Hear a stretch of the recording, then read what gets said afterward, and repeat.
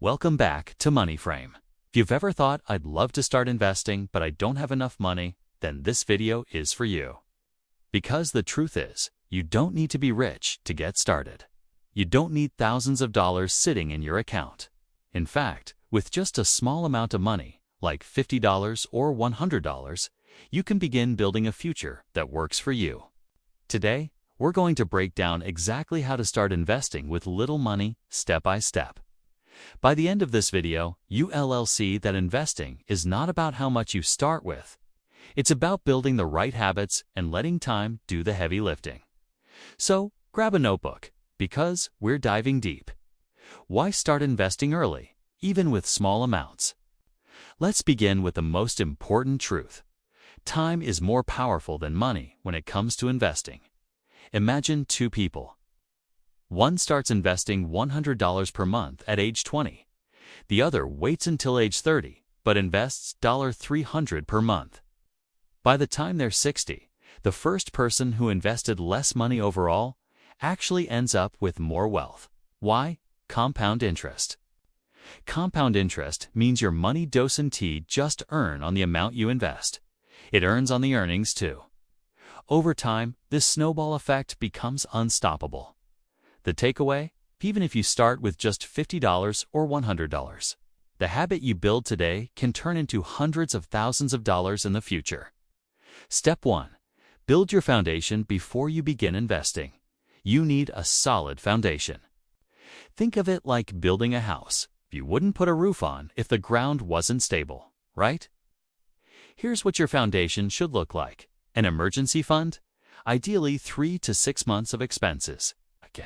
But at least $500 to $1,000 to start. High-interest debt under control.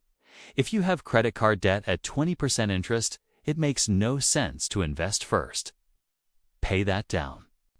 A budget, knowing where your money goes, gives you clarity on how much you can invest consistently. Once your foundation is set, you're ready to begin investing without fear of financial surprises knocking you off track.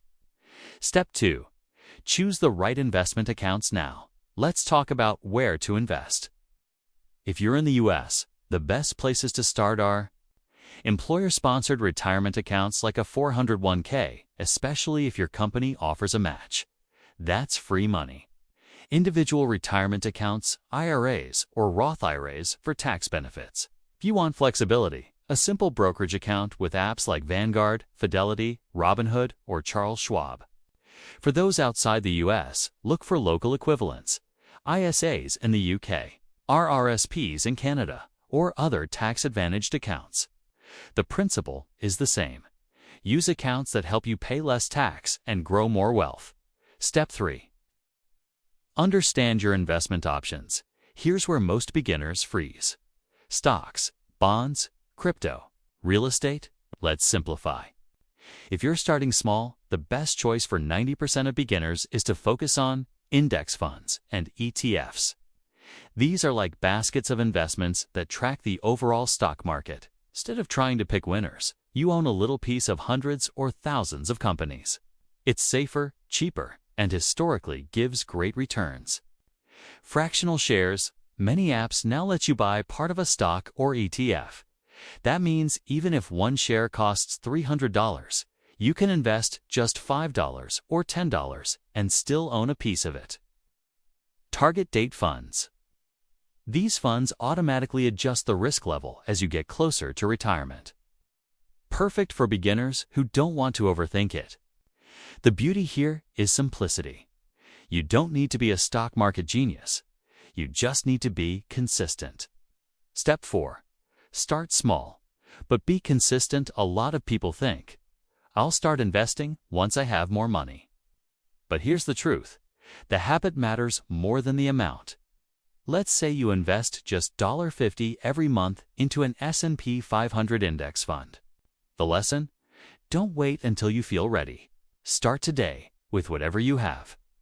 Because every dollar invested now is worth more than a dollar invested later. Step 5. Avoid beginner mistakes when you're new. It's easy to fall for traps.